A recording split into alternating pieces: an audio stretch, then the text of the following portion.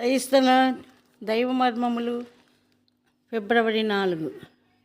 అకస్మాత్తుగా ఆకాశము నుండి ఒక వెలుగు అతని చుట్టూ ప్రకాశించెను. అప్పుడు అతడు నేల మీద పడి ఒక స్వరము పలుకుట వినెను. అపోస్తల కార్యాలు 9:3-4 వరకు. తార్సు వాడైన సౌలు దమస్కు మార్గంలోనున్నప్పుడు గొప్ప వెలుగును చూచి ఒక స్వరం వినెను. ఆ అనుభవం మీద మాత్రమే తాను సంఘమును కట్టలేకపోయాను. అనేక అనుభవముల తరువాతనే తాను యేసుక్రీస్తు ప్రభువును వాస్తవముగా ఎరిగెను.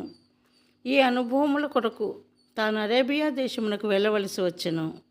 గలతీ 1:15-17 వరకు. అచ్చట తాను సంఘము యొక్క ఆత్మీయ భావమును చూడ మొదలుపెట్టాను. దేవుని సంఘము యొక్క మర్మము దేవుని ప్రత్యక్షత వలననే బయలుపడునని తన స్వంత అనుభవములో ఎరిగి ప్రజలకు చెప్పగలిగాను.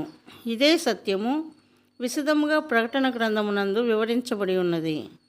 అచ్చట దేవుని గృహమైన యెరూషలేము అను పరిశుద్ధ పట్టణము దేవుని మహిమ గలదై పరలోకమందున్న దేవుని యొద్ద నుండి దిగివచ్చుట చూచుచున్నాము. ప్రస్తుతము కట్టబడుచున్న ఈ దేవుని మందిరము పరలోకమునందు దేవునిచే సంపూర్ణము చేయబడును. దీనికి మునుపు పాతవి గతించిపోవలెను. ప్రకటన 21:5. అప్పుడే దేవుని గృహమగు పరలోకపు యెరూషలేము పరిశుద్ధ పట్టణము యొక్క సంపూర్ణ మహిమను మనము చూడగలము. మన పాత జీవితమును వదులుకొని దేవుని చేత సంపూర్ణముగా నూతనపరచబడి ఆ పరలోకపు గృహమునకు సిద్ధపడెదముగాక. ఇదిగో సమస్తమును నూతనమైనగా చేయుచున్నాను అని ప్రభువు చెప్పెను. ప్రకటన 21:5. దేవుని గృహములో సమస్తమును నూతనమైనవిగానే ఉండవలెను.